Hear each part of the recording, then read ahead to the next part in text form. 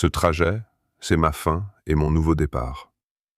On sait que les choses tournent mal quand le téléphone vibre à 1h03 du matin. Je somnolais à moitié quand l'écran a illuminé la pièce. La notification venait de Jessica, ma femme, mais le nom du contact était le docteur Brandon Hayes, son patron à l'hôpital Mémorial. Le message était bref. Elle est occupée pour le moment, elle rappellera plus tard. J'ai fixé les mots, cherchant désespérément un sens innocent au terme « occupé ».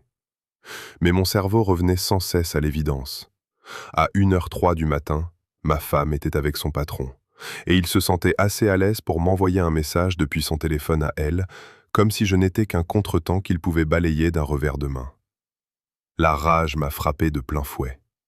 Mais je suis serrurier, ancien flic, et j'ai un penchant pour le mélodrame.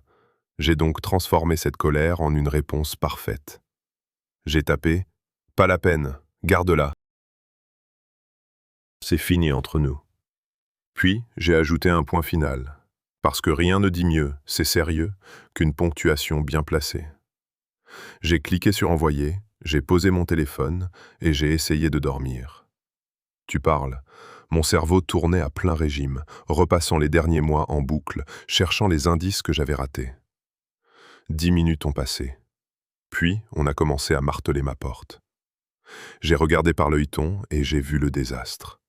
Jessica était encore en tenue de bloc, le mascara dégoulinant sur ses joues. Ses cheveux étaient en bataille, le genre de désordre qui arrive quand on a été à l'horizontale pour d'autres raisons que le sommeil. À côté d'elle se tenait le docteur Brandon Hayes, les yeux vitreux dans sa blouse blanche. Cheveux en pagaille, vêtements froissés. Il avait l'air d'un type qui venait de réaliser qu'il était tombé dans un piège. Ils parlaient tous les deux en même temps. Jessica répétait « Ce n'est pas ce que tu crois », tandis que Hayes tentait de l'appuyer avec des histoires d'urgence médicale qui sonnaient totalement faux. J'ai lentement tendu la main vers le pêne dormant. Je l'ai tourné juste d'un cran, assez pour qu'il l'entende. Puis j'ai mis la chaîne avec un certain panache. Le déclic a retenti. Je les ai laissés supplier à travers l'entrebâillement de 10 cm, debout dans mon jean et ma chemise, à écouter leurs excuses. Jessica versait de vraies larmes. Hayes essayait de paraître raisonnable. Je les ai regardés jouer leur scène désespérée derrière ma porte enchaînée. Un serrurier incapable de verrouiller son propre mariage. Ironique, non? Le matin est arrivé comme une gueule de bois. Je me suis réveillé sur mon canapé avec un torticolis. Des bouteilles de bière vides traînaient sur la table basse et mon téléphone explosait de notifications. À 7h47, ma mère a appelé. Les mères sentent quand la vie de leurs enfants s'effondre, même à 500 km de distance. « Michael Anthony Martinez », a-t-elle commencé, en utilisant mon nom complet. « Je veux que tu m'expliques pourquoi la voiture de Jessica est garée devant les logements du personnel de l'hôpital depuis 3 nuits. Dolores de la paroisse l'a vue et l'a dit à Patricia, qui me l'a répété. La moitié de la ville pense que ta femme a une liaison. » C'est vrai, maman. Je l'ai appris hier soir à 1h du matin, l'heure où les mariages heureux s'en vont apparemment mourir. Elle est restée silencieuse 3 secondes avant de se lancer dans une tirade mêlant espagnol et anglais. J'ai éloigné le téléphone de mon oreille et je l'ai laissé s'emporter. Après avoir promis de passer dîner, j'ai inspecté mon appartement. Des photos de mariage qui ressemblaient désormais à des pièces à conviction. Des traces de tasses de café, marquant chaque matin où nous nous étions assis ensemble, prétendant que tout allait encore bien. Jessica a débarqué à 10h23. Elle avait encore sa clé, il allait falloir que je change la serrure. Risque professionnel quand on est serrurier. « Mike, s'il te plaît, écoute-moi », a-t-elle dit. J'ai levé la main. « Laisse-moi deviner. C'était une urgence qui exigeait que le docteur Mamour t'aide à 1h du matin en utilisant ton téléphone parce qu'il avait les mains trop occupées à sauver des vies. » Elle a tressailli. « Il y a eu un problème avec la perfusion d'un patient. Brandon m'aidait et j'étais tellement épuisé que je me suis endormi dans son bureau. C'est tout ce qui s'est passé. » J'ai eu un rire bref et amer. « Et il se trouve qu'il a utilisé ton téléphone pour m'envoyer un message comme s'il t'appartenait. Dis-moi pourquoi le docteur Hayes s'est senti assez à l'aise pour m'écrire depuis ton portable. » Mike, tu es ridicule. Non, Jessica, Je suis rationnel. Je me suis mis à faire les 100 pas. Tu sais ce qui est ridicule? Croire que je suis assez stupide pour gober tes conneries. Son visage s'est décomposé. Ça fait des mois qu'on s'éloigne. Des mois que tu travailles tard, que j'enchaîne les doubles garbes. Je me sentais seul, invisible. Alors tu as choisi le mélodrame nocturne avec ton patron plutôt qu'une discussion honnête avec ton mari? Tu te sentais seul, alors tu as fait en sorte que je me sente seul moi aussi. Elle sanglotait maintenant. Une partie de moi voulait la consoler, mais j'étais trop en colère. Si c'était vraiment une urgence, pourquoi le docteur Hayes s'est-il pointé en blouse blanche à 1 heure du matin comme s'il faisait une visite à domicile? Il s'est arrêté pour se changer? Il a pris conseil auprès d'un styliste? Elle n'a pas répondu. Elle est restée assise là, à pleurer, tandis que la pluie frappait les vitres. J'ai accordé 45 minutes à Jessica avant de lui dire de partir. Dès que sa voiture a disparu, j'ai appelé Danny Sullivan, mon ancien coéquipier du temps où j'étais flic. Il avait quitté la police pour monter sa boîte de détective privé. « Danny, ma femme couche avec son patron. Je l'ai appris par SMS à 1 heure du matin. J'ai besoin que tu me calmes ou que tu m'aides à déterrer de quoi l'enterrer, lui. » Un silence s'installa. « Bordel, Mike, Jessica, l'infirmière qui prépare des cookies pour les collectes de fonds, c'est bien elle. Le gars s'appelle le docteur Brandon Hayes. C'est son patron au mémorial. Il roule en BMW et il a typiquement le genre de tête à claque. J'arrive, ne fais rien de stupide dans les 20 prochaines minutes. » Danny a débarqué 19 minutes plus tard, bâti comme un videur, avec 2 énormes cafés à la main. Il m'en a fourré un entre les mains avant de s'affaler dans le fauteuil. « Déballe tout », a-t-il ordonné. Alors, j'ai tout mis sur la table. Du SMS de 1h03 du matin jusqu'à l'excuse bidon de Jessica. Danny a écouté sans dire un mot. Quand j'ai eu fini, il s'est penché vers moi. Voilà le truc avec les menteurs, Mike. Ils se croient tellement malins. Mais les menteurs finissent toujours par se planter. Tu veux mon avis? Ce n'est pas un coup d'un soir. Ça dure depuis un moment. Ce qui veut dire qu'il y a un schéma. Et les schémas laissent des traces. Quel genre de traces? Des pistes écrites? Des trucs bancaires? Des historiques d'appels? Des factures de carte bleue? Les gens mentent, mais les téléphones ne mentent pas. L'argent ne mente pas. Danny commençait à s'échauffer. Tu veux la vérité? La vraie? Celle qui tient devant un tribunal? Alors on va devoir creuser. Un bon vieux travail de détective à l'ancienne. Quelque chose s'est débloqué dans ma poitrine. Je veux creuser. Je veux tout savoir. C'est ça que je veux entendre. Danny a esquissé un sourire. Maintenant, balance tout ce que tu sais sur ce docteur Hayes. Je vais commencer à vérifier ses antécédents. Les types comme lui ont généralement un passif. Ce n'est probablement pas son premier coup d'essai, ai-je ajouté. Je pourrais utiliser mes compétences de serrurier pour nous aider. Pour ouvrir certains dossiers, littéralement. Danny a poussé un gémissement et m'a balancé un coussin à la figure. Le pire jeu de mots de la semaine. Mais ouais, tes talents pourraient s'avérer utiles. Je souriais, pour de vrai. Avoir un plan. Avoir Danny à mes côtés me donnait l'impression de ne plus me noyer dans ce merdier. Je commence à fouiller le passé de Hayes aujourd'hui, a dit Danny. Toi, concentre-toi sur l'écriture. Note tout de ton côté. Chaque discussion, chaque détail bizarre. On est en train de monter un dossier. 3 jours plus tard, j'étais en train de changer les serrures d'une agence immobilière quand j'ai reçu un SMS d'un numéro inconnu. Il faut qu'on parle. C'est à propos de Jessica et Brandon. Emma? L'amie de Jessica, celle de son cours de spinning. J'ai répondu. Coffee Bean sur Main Street, 18h. Viens seule. Ne dis rien à Jessica, a-t-elle renvoyé instantanément. Elle avait déjà tout prévu. Le Coffee Bean était un endroit ultra hipster. Je suis arrivé 10 minutes en avance, j'ai commandé un americano à 7$ et je me suis installé dans un box au fond. Emma est entrée pile à 18h, en pantalon de yoga et sweat à capuche géant, trimballant une énorme gourde. Elle s'est glissée dans le box sans rien commander. « Merci d'être venue », a-t-elle commencé, la voix tremblante. « Ça fait 3 jours que j'hésite. Je ne pouvais plus garder ça pour moi. » Alors, de quoi s'agit-il? Et s'il te plaît, ne me dis pas que tu es là pour défendre Jessica. Elle a vigoureusement secoué la tête. Non. Mon Dieu, non. Je suis là parce que j'ai des preuves. Elle a sorti son téléphone et l'a posé sur la table. Des preuves que c'est bien pire que ce que tu imagines. Mon cœur a fait un bond. Quel genre de preuves? Elle a déverrouillé son téléphone, les doigts tremblants. Il y a une discussion de groupe. Ça s'appelle l'équipe de nuit. C'est dégueulasse. Une bande de médecins et d'infirmiers, surtout des mecs, qui se vantent de leur conquête comme si c'était un jeu. Elle a tourné l'écran vers moi. La discussion était exactement comme elle l'avait décrite. Vulgaire, méchant, des propos de vestiaire. Des noms, des dates, des blagues d'initiés qui me donnaient la chair de poule. Des réactions en emoji, des flammes, des pouces levés. Et le nom de Brandon Hayes était là.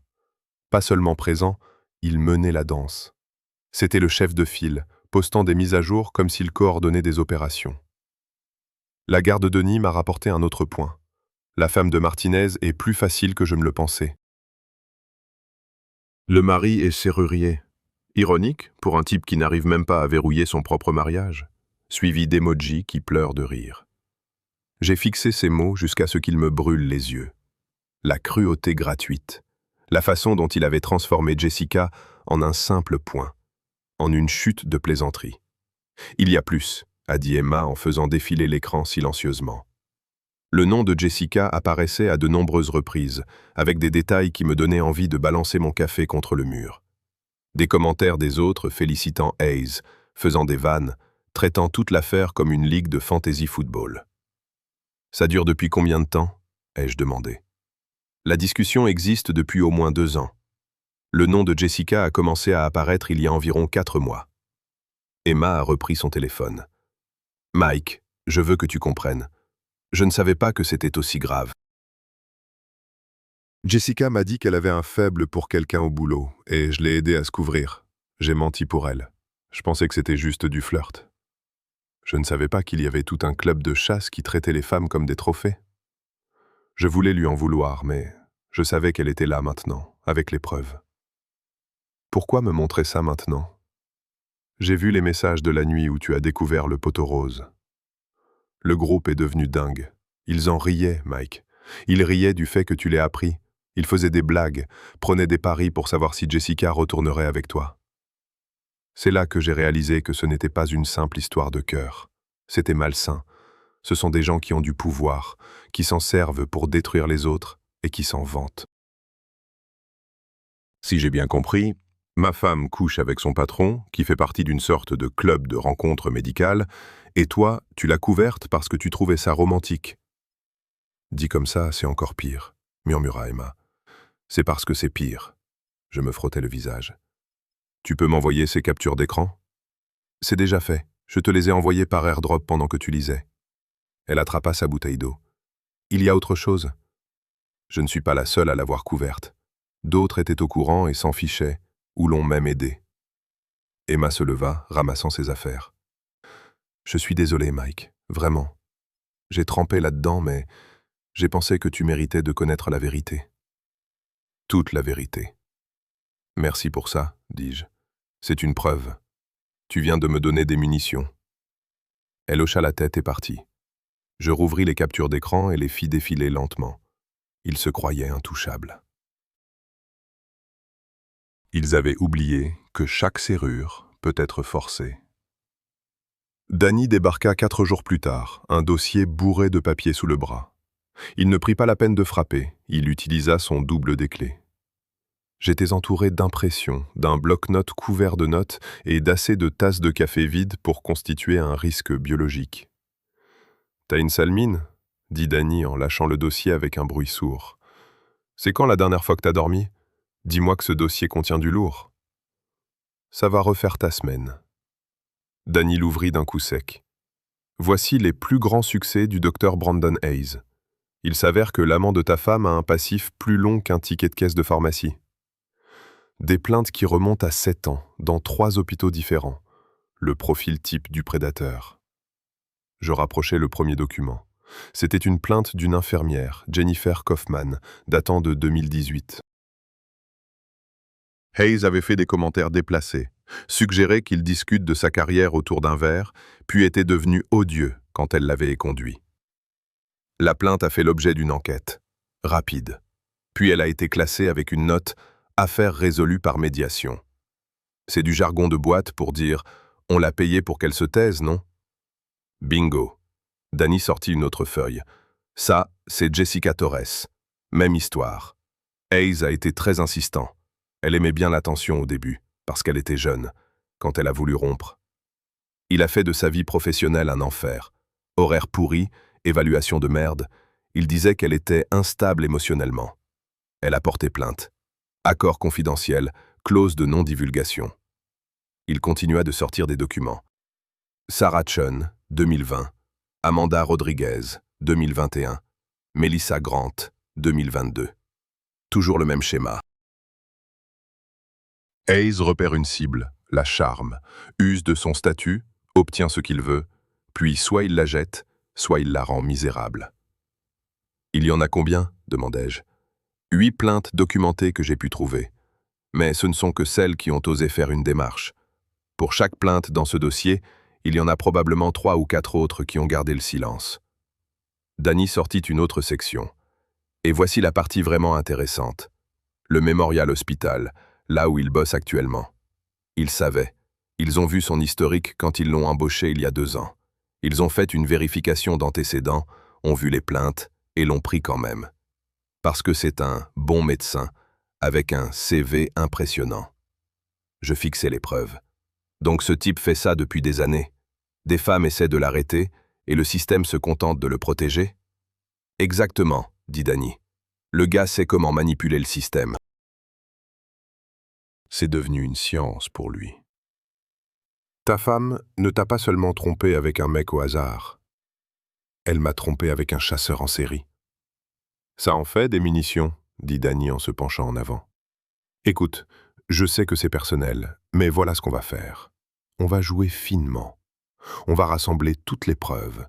On va retrouver ces femmes et leur donner le choix. Quel genre de choix? Le choix de sortir du silence ensemble. Le choix de briser leurs clauses de confidentialité, parce que ces clauses ne tiennent pas face à un comportement criminel répété. Le choix de ne plus être isolé et de devenir une force coordonnée. Danny commençait à s'échauffer. Une plainte, on l'enterre. 8 plaintes de 8 femmes différentes qui sortent du bois en même temps, ça, c'est un schéma. C'est une histoire qui ne s'efface pas avec un petit chèque discret. Je sentis quelque chose comme de l'espoir. Alors, on contacte ces femmes. On leur montre qu'elles ne sont pas seules. On monte un dossier trop gros pour être ignoré. Exactement. On documente tout, on bétonne le dossier. Danny tapota le dossier. Ce type se croit intouchable, mais les systèmes sont faits d'êtres humains, et on peut persuader les gens de faire ce qui est juste quand les preuves sont accablantes. On commence par quoi? On commence par les contacter, prudemment, respectueusement, en comprenant que certaines ne voudront peut-être rien avoir à faire avec ça, mais on leur donne le choix, on leur montre le schéma. Il se leva.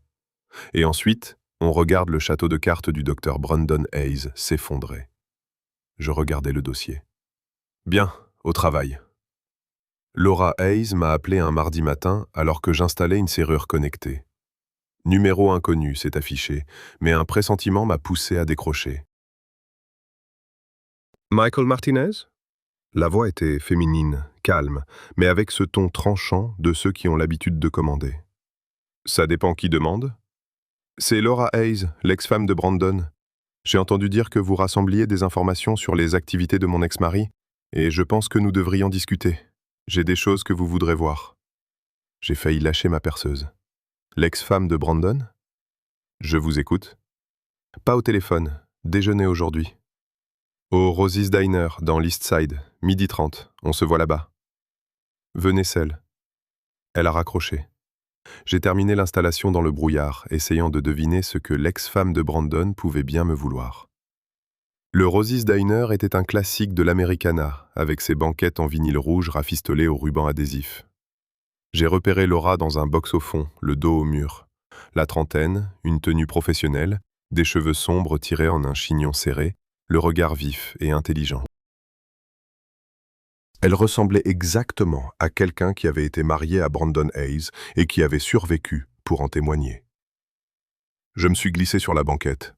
« Vous présentez mieux que ce que j'imaginais », a dit Laura. « Je m'attendais à quelqu'un de plus dévasté. Brandon a un don pour détruire les gens. Donnez-moi un peu de temps, je suis un accident de voiture au ralenti. » Une serveuse s'est approchée. Nous avons tous deux commandé un café noir. « Je vais aller droit au but », a repris Laura quand les cafés sont arrivés. Elle a fait glisser une petite clé USB sur la table. « J'ai tout gardé. Photos, enregistrements audio, SMS, email, clips vidéo, tout ce que Brandon enregistrait sur son ordinateur personnel parce qu'il est le genre de narcissique qui documente ses propres crimes. Tout est là-dessus. » J'ai fixé la clé USB. Pourquoi ?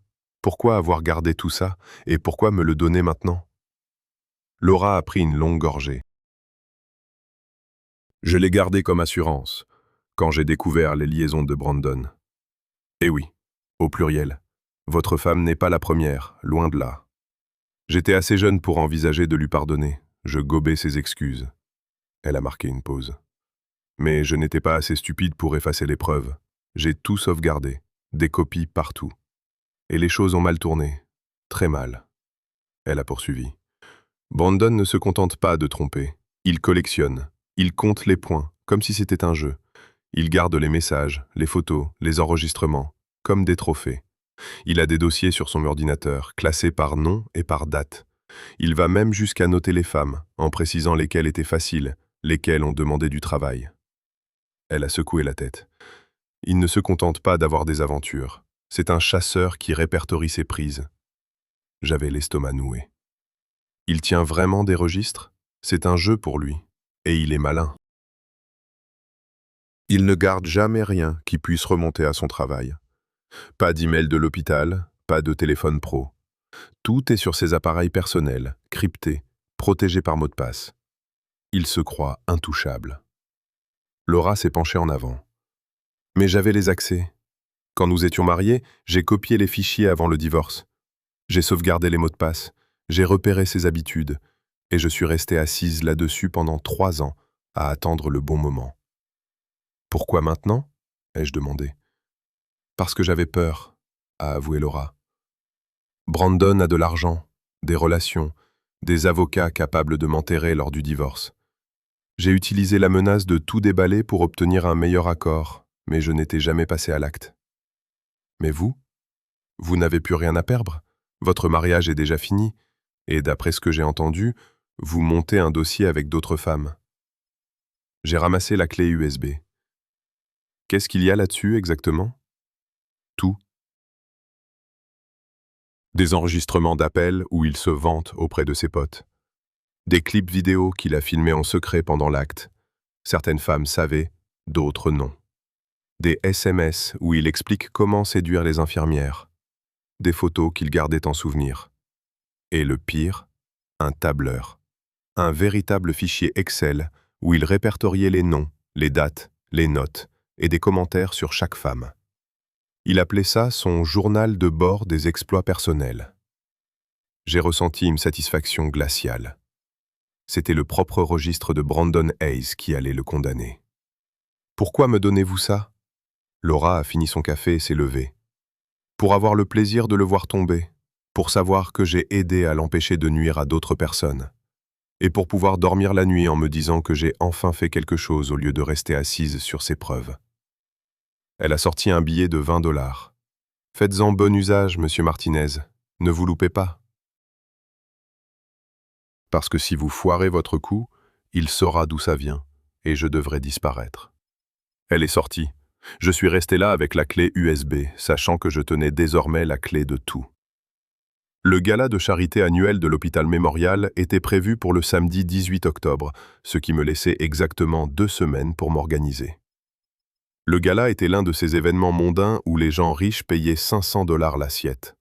Et cette année, l'invité d'honneur n'était autre que le docteur Brandon Hayes lui-même, qui allait recevoir le prix de l'excellence en médecine parce que, visiblement, l'univers a un sens de l'humour assez tordu. Quand Danny m'a parlé du gala, j'ai eu un tel fou rire que j'ai failli m'étouffer. « Tu plaisantes ? Ils vont lui remettre un prix ?» La nomination a été déposée avant que ton histoire n'éclate, m'a expliqué Danny. Et là, ils sont trop avancés pour faire marche arrière. C'est là que l'idée m'a traversé l'esprit. Pourquoi ne pas faire du gala le théâtre de la chute de Brandon? Pourquoi aller porter plainte et espérer que le système fasse son travail alors que je pouvais détourner son moment de triomphe pour en faire une exécution publique? J'ai exposé le plan à Danny devant quelques bières. Donc tu veux pirater le système audiovisuel de l'hôpital pendant la soirée et diffuser les plus grands succès de Brandon devant une salle remplie de donateurs, d'administrateurs et de médias locaux? Je l'ai corrigé. Pas pirater. Je préfère dire obtenir un accès autorisé, grâce à ma connaissance des systèmes de sécurité et au fait que c'est moi qui ai personnellement installé les verrous de la régie il y a 6 mois. J'ai esquissé un sourire. Je suis serrurier, je te rappelle. Je connais chaque entrée, chaque point d'accès. Je ne m'introduis pas par effraction. Je me contente d'ouvrir des portes qui sont déjà là. Danny m'a fixé un long moment avant de grimacer un sourire. Espèce de magnifique salaud rancunier. C'est soit la meilleure idée que tu aies jamais eue, soit la pire. Pourquoi pas les deux? Pendant les 2 semaines suivantes, j'ai appris à connaître l'espace de réception et l'installation audiovisuelle sur le bout des doigts. J'ai appelé Tommy Chen, un gars de l'époque où j'étais flic, devenu technicien de maintenance. Tommy me devait un service. Il m'a donné un cours accéléré sur le fonctionnement de base du système. Danny s'est occupé du volet juridique et s'est assuré que des journalistes soient au rendez-vous. Il a contacté Maria Gonzalez de la chaîne locale, une journaliste d'investigation qui essayait depuis des années de sortir un dossier sur les malversations de l'hôpital. Il a aussi contacté des pigistes spécialisés dans les violations de l'éthique médicale, m'a expliqué Danny. On ne va pas seulement démasquer Brandon, on va créer un moment impossible à ignorer. On veut s'assurer qu'il y ait assez de témoins et de couverture médiatique pour que l'hôpital n'ait d'autre choix que de réagir publiquement. Emma est devenue notre coordinatrice interne. Elle calmait les infirmières nerveuses et s'assurait que les femmes qui avaient accepté de témoigner sachent exactement ce qui allait se passer. Elle a contacté plusieurs victimes de Hayes pour leur expliquer qu'il allait y avoir un règlement de compte public. Certaines ont choisi de venir, voulant voir le visage de Brandon au moment où son monde s'écroulerait. D'autres ont préféré rester chez elles, mais nous ont autorisés à porter leur voix. Quelques-unes n'ont rien voulu avoir à faire avec tout ça, ce que nous avons respecté. Laura s'occupait du contrôle qualité. Elle a passé chaque fichier de la clé USB au peigne fin. Elle a concocté un montage qui ne durait que 12 minutes, mais qui contenait assez de preuves pour enterrer Brandon définitivement. Des extraits sonores où il se vante, des captures d'écran du chat de l'équipe de nuit, des passages de son infâme tableur avec les noms caviardés mais les chiffres bien visibles, m'a dit Laura en me tendant la clé finale. 12 minutes, c'est tout ce qu'il te faut. J'ai calé le timing pour que ça se synchronise avec la remise du prix. Juste après l'annonce de son nom, quand il montera sur scène, tu lances la vidéo. Impact maximum. On s'est entraîné jusqu'à ce que je puisse le faire en dormant. Danny serait près des sorties avec les journalistes. Emma serait dispersée dans le public avec les victimes pour les soutenir. Laura serait au fond, observant depuis l'ombre. Et moi, je serais dans la régie, prêt à brancher la clé USB au moment précis. La veille du gala, je suis resté assis là, la clé à la main. C'était de la folie, probablement illégale d'une douzaine de manières auxquelles je n'avais même pas pensé. Ça allait sans aucun doute foutre ma vie en l'air encore un peu plus. Mais c'était nécessaire, parce que les types comme Brandon Hayes ne s'arrêtent pas d'eux-mêmes. Ils continuent, jusqu'à ce que quelqu'un les arrête. J'ai branché la clé sur mon ordinateur une dernière fois. 12 minutes de vérité. 12 minutes d'un homme se condamnant par ses propres preuves. Le matin du gala s'est levé sous un ciel gris et morne. Je me suis réveillé à 6 heures sans réveil. Mon téléphone a sonné à 8h15. Le nom de Jessica s'est affiché sur l'écran. Je l'ai fixé un instant, puis j'ai décroché. « Mike !» Sa voix était brisée. « Mike, s'il te plaît, ne raccroche pas. »« Eh bien, tu m'as en ligne ?»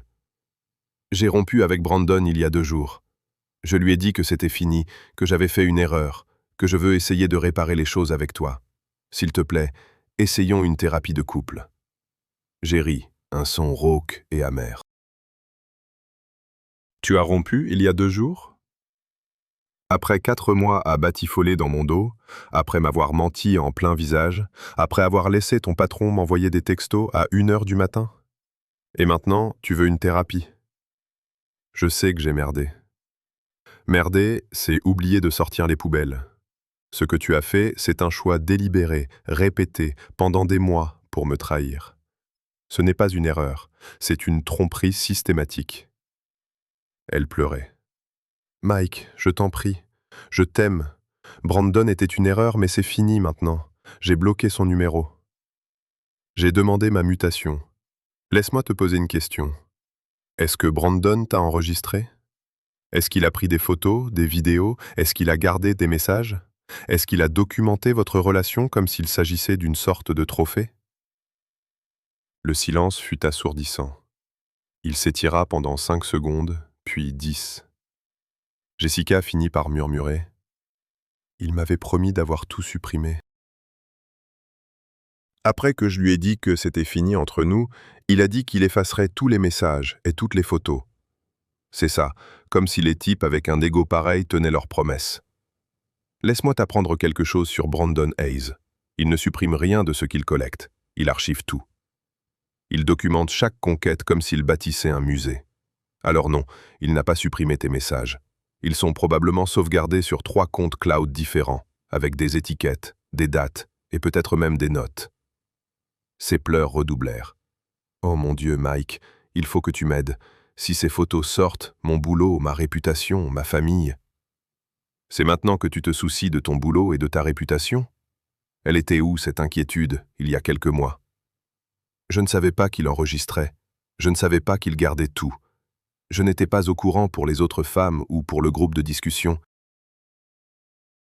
Elle s'interrompit. « Attends, comment sais-tu tout ça? » Parce que, contrairement à toi, j'ai fait mes devoirs.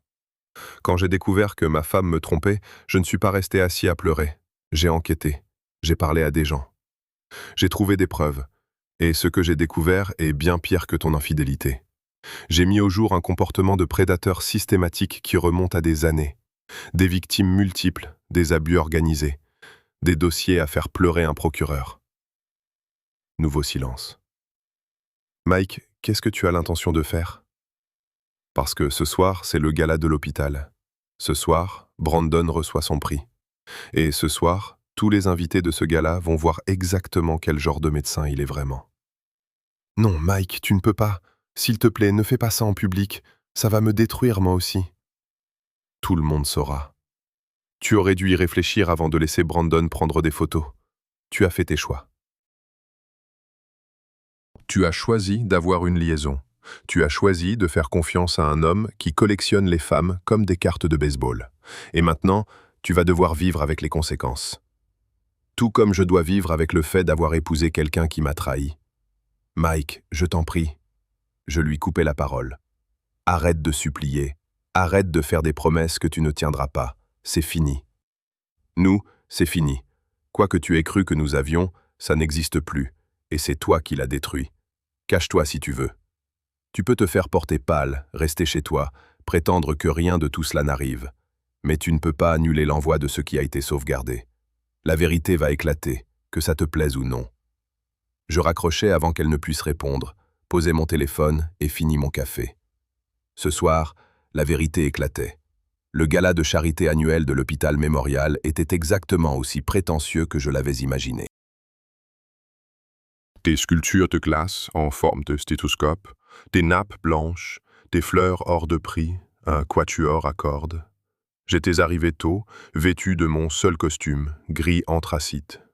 Danny m'avait obtenu un billet par l'intermédiaire de Patricia, l'une des victimes de Brandon, qui était ravie de contribuer à sa chute publique. Elle m'avait aidé à pénétrer dans la régie audiovisuelle plus tôt, me laissant entrer le temps d'installer un système de secours qui empêcherait quiconque d'interrompre la présentation une fois lancée. La salle se remplit rapidement de riches donateurs, de robes de créateurs et de smoking, de membres du conseil d'administration, de politiciens locaux et du personnel médical sur son 31. Je repérais Danny près de l'entrée, l'air mal à l'aise dans son costume, debout à côté de Maria Gonzalez de la chaîne Channel 7 et d'au moins 3 autres journalistes. Ils essayaient de se donner un air décontracté. Emma était dispersée dans la foule avec plusieurs femmes issues du dossier de Danny. Jennifer Kaufman, Jessica Torres, Sarah Chun, qui avait fait le voyage depuis le Colorado, toutes affichaient un air nerveux et déterminé. Laura se tenait à l'arrière dans une robe noire, comme si elle assistait à un enterrement. Elle croisa mon regard et m'adressa un léger signe de tête. La cérémonie commença à 19h30. La directrice de l'hôpital monta sur scène et se lança dans un discours sur l'engagement de Mémorial envers l'excellence. Puis vint le docteur Alvarez, la chef de service, pour présenter le lauréat de la soirée.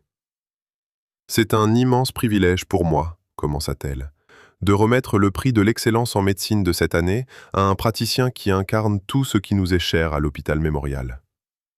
Il est le meilleur avec les patients, il n'y a pas photo. Merci d'accueillir le docteur Brandon Hayes. » Les applaudissements redoublèrent tandis que Brandon s'avançait d'un pas assuré vers la scène. Dieu qu'il présentait bien dans ce smoking et ce sourire, comme s'il s'en était tiré à bon compte. Il serra la main du docteur Alvarez, saisit le trophée en cristal et s'approcha du micro. « Merci », commença-t-il d'une voix suave, comme s'il avait fait ça 1 million de fois. « Je suis vraiment honoré. Quand je suis devenu médecin, j'ai promis de toujours faire passer mes patients en priorité et c'est à ce moment-là que j'ai appuyé. » Les lumières faiblirent légèrement et les écrans géants de chaque côté de la scène s'allumèrent brusquement. Brandon s'interrompit, dérouté. Il se tourna vers les écrans. La première diapositive apparut. Une capture d'écran du groupe de discussion de l'équipe de nuit, agrandie à l'extrême en haute définition. On distinguait le nom du groupe en haut, avec la liste des 23 membres, dont le nom de Brandon, flanqué d'un emoji couronne, c'était lui l'administrateur. Puis, une succession de messages, des blagues graveleuses et le décompte de qui avait couché avec qui. Un silence de mort s'abattit sur la salle. Pas un bon silence, un silence de choc. Puis, l'audio se lança. La voix de Brandon, limpide dans les haut-parleurs. « Équipe de nuit, 1 point de plus pour moi. La femme de Martinez est plus facile que je ne le pensais. Son mari est serrurier, c'est pas un comble? Le gars n'est même pas foutu de verrouiller son propre mariage. » Puis des rires. J'ai regardé le visage de Brandon viré au blanc alors qu'il restait là, piégé sous les projecteurs, à regarder ses propres mots le percuter sur des écrans de la taille de panneaux publicitaires. Il esquissa un mouvement vers le docteur Alvarez, mais le spectacle n'était pas fini. D'autres captures d'écran. Le tableur. Son tableau de chasse personnel. Les noms étaient masqués, mais les chiffres étaient là. 47 entrées sur 7 ans. Des notes de 1 à 10. Des commentaires sur la difficulté de la conquête. C'était froid, calculé, planifié. Il traitait ça comme un passe-temps, tenant des registres méticuleux. La stupeur se transformait en horreur, en dégoût, en colère. On pouvait le sentir dans la pièce. Les visages se crispaient, les mains se plaquaient sur les bouches. Les gens se tournaient les uns vers les autres. Certains se levèrent, d'autres s'approchèrent, d'autres encore reculèrent. Jessica était assise vers l'avant avec ses amies infirmières. Je l'ai vue s'effondrer, le visage entre les mains, secoué de sanglots. La présentation atteignait son paroxysme. Un clip vidéo de Brandon dans un bar, ivre, se vantant de ses trophées, qualifiant les infirmières de Mémorial de « terrain de chasse personnel ». Plaisantant sur le fait de profiter de femmes épuisées, cherchant quelqu'un ayant un peu de pouvoir pour se faire mousser. Son propre visage, sa propre voix, ses propres mots défilant devant tout le monde. Je suis sorti de l'ombre pour m'avancer vers la scène. Il fallait que quelqu'un prenne la parole pour s'assurer que tout le monde comprenne bien. « Bonsoir », lançai-je, ma voix résonnant forte et claire dans le système de sonorisation. « Je m'appelle Michael Martinez. C'est de ma femme que le docteur Hayes parlait. Ce que vous voyez n'est ni une erreur, ni un problème technique. C'est une preuve. C'est une pièce à conviction. Voici le docteur Brandon Hayes, selon ses propres termes, vous montrant qui il est vraiment quand il pense que personne ne regarde. » La salle explosa. Des gens hurlaient, certains tentaient de partir, d'autres sortaient leur téléphone pour filmer. Le docteur Alvarez hurlait aux techniciens de tout couper. Mais mon système de secours fonctionnait parfaitement, diffusant tout jusqu'au bout. Brandon retrouva enfin sa voix, tentant de se justifier. « C'est sorti de son contexte. C'est une violation de ma vie privée. La garantie a expiré sur ton charme, hein ?» ai-je crié. « Parce qu'on dirait bien qu'il est en panne. » Quelques personnes rirent, d'un rire nerveux, choqué. D'autres se contentaient de fixer la scène, réalisant que tout ce qu'ils pensaient du docteur Hayes n'était qu'un mensonge. La sécurité se dirigeait vers la scène, non pas pour arrêter la présentation, mais pour évacuer Brandon alors que la foule se retournait contre lui. Les gens l'insultaient. La présentation se termina exactement 12 minutes après avoir commencé. Les écrans s'éteignirent, les lumières se rallumèrent, et la salle était pleine de gens qui ne regarderaient plus jamais Mémorial, ni le docteur Hayes de la même façon. Mission accomplie. Les infos du matin étaient déjà sur le coup. Les réseaux sociaux explosèrent. Brandon fut mis à pied, probablement en vue d'un licenciement. L'hôpital ouvrit une enquête. Quelques infirmières vinrent me remercier, d'autres n'osaient pas me regarder dans les yeux. Les petites villes adorent les ragots et la réputation de Jessica était ruinée. Elle garderait peut-être son poste, peut-être pas. Honnêtement, ce n'était plus mon problème. Laura disparut, comme si elle avait terminé sa mission. Emma quitta la ville pour donner des cours de spinning, quelque part où les murmures se faisaient plus rares. Danny retourna à son travail de détective privé. Je suis rentré chez moi, dans une maison qui me semblait différente. Pas vide, juste honnête. J'ai demandé le divorce la semaine suivante. Ils pensaient m'avoir fermé la porte de la vérité. Ils ont oublié que c'est moi qui fabrique les clés. Je ne voulais détruire personne, je voulais juste que quelqu'un assume ses responsabilités. Il s'avère que la vérité vaut mieux que le mensonge. Le serrurier goûtait enfin à son genre de silence préféré.